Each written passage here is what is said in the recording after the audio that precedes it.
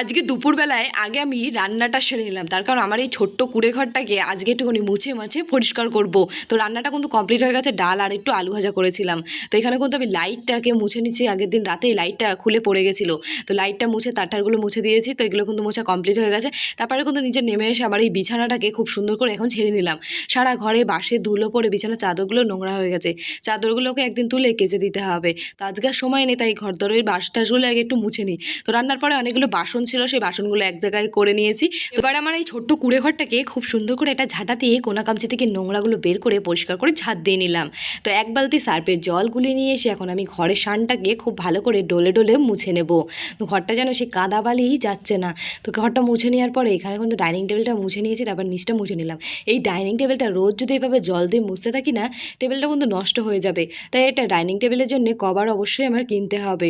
তো ঘরে কিন্তু মোছা কমপ্লিট হয়ে গেছে, চলে এলাম বাসনগুলো মাজতে।